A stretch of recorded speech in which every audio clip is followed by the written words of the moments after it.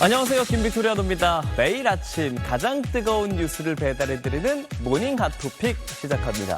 오늘 첫 핫토픽은요. 중증 장애인, 발달 장애인 2명이 편의점에서 1,500원짜리 아이스크림을 계산하지 않고 먹었던 일에 대한 이야기입니다. 경찰이 이들에게 특수절도 혐의를 적용한 걸로 알려지며 과잉 수사 논란이 일고 있습니다.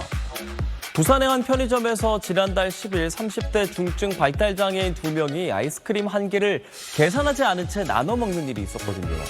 부모들은 뒤늦게 이 사실을 알게 됐고 편의점에 사과를 하면서 10만 원을 배상했습니다. 점주 역시 사정을 이해해 처벌을 원하지 않는다는 의사를 밝혔습니다. 그런데 경찰은 이들에게 형법상 특수절도 혐의를 적용해 사건을 검찰에 넘겼던 걸로 전해졌습니다.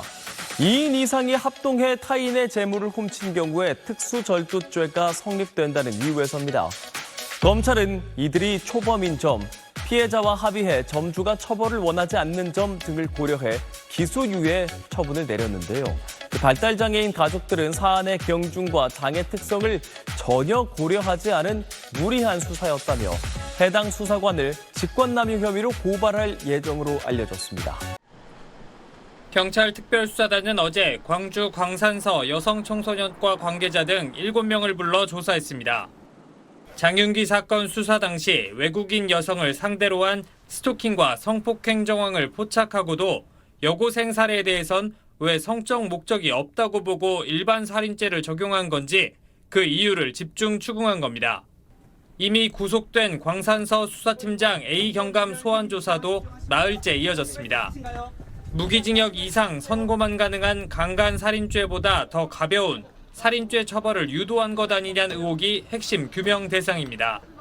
장윤기 차량에서 케이블 타이를 발견했지만 그냥 두라는 지시가 있었다거나 수사팀 안에서도 강간살인죄를 적용하자는 의견이 나왔다는 의혹에 대해 A 경감은 그동안 장윤기가 입을 다문 상황에서 정황 증거만으론 강간살인죄를 적용하기 어렵다고 판단했다고 해명한 걸로 전해졌습니다.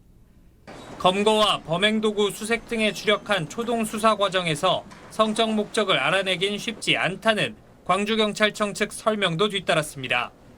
하지만 장윤기가 법정에서 강간살인죄 혐의를 인정하면서 경찰 해명은 설득력을 잃게 됐습니다. 초동 수사 과정에서 성범죄 의도를 밝혀내지 못했다는 점에서 부실 수사가 사실로 확인된 셈입니다.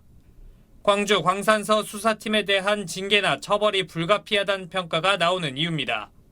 경찰 내부에서도 리얼돌 등 성범죄 의도를 입증할 증거 역시 이미 발견했던 것 아니냐며 최소한 부실하게 수사했다는 비판은 불가피하다는 지적이 나왔습니다.